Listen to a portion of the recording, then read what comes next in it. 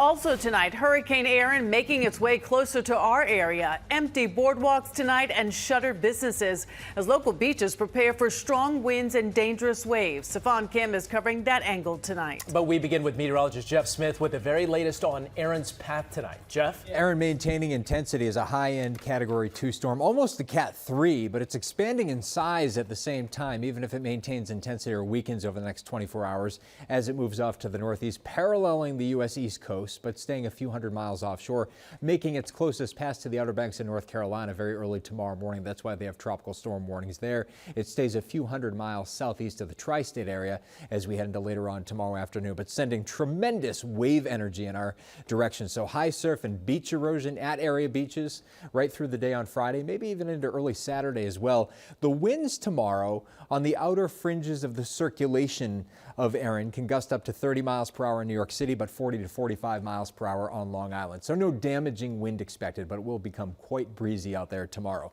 Coastal flooding for the high tide cycle tomorrow evening, and that can even last in some areas into the day on Friday as well. Upwards of 2 to 2.5 feet of inundation in some cases. Some of the back bays of the south shore of Long Island, maybe down the Jersey shore, that could cause some moderate flooding out there. And the surf on top of those water levels is going to be really impressive. New York City beaches 9 to 13 feet during the day tomorrow, even 4 to 8 feet on Friday. Look at Long Island, though, upwards of 16-foot waves as we head into the day tomorrow. Right now, of more immediate concern, inland is a flash flood warning that has been issued. This is unrelated to Erin. This is a front moving into our area. Yes, it's been slowed down by the fact that Erin is offshore, and that has caused these downpours to really stall out. We were kind of looking at this possibility during the past 24 hours, but this is over eastern Westchester County into western parts of Fairfield County, Connecticut. Upwards of 3 inches of rain indicated by radar in that localized area, and that's why we have flash flooding going on there. So turn around, don't drown if you run into areas where water covers the road.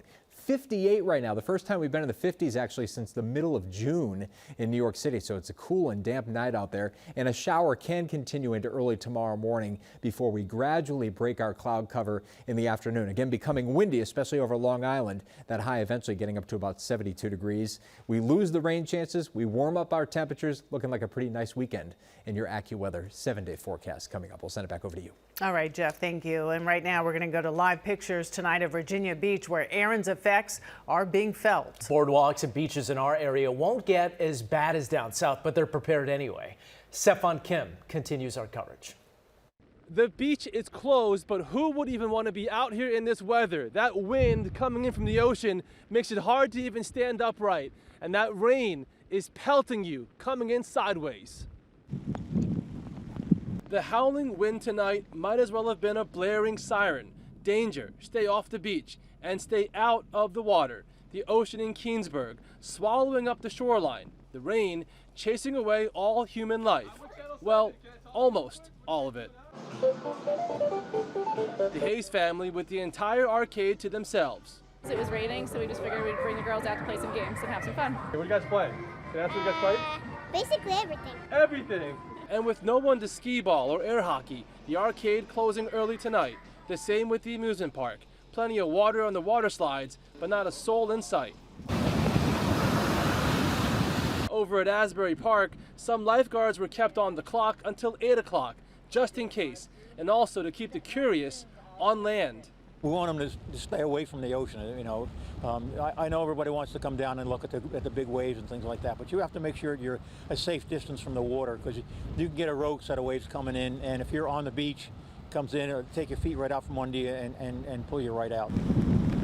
And at the Point Pleasant Boardwalk, those looking to hit the sand were met with this.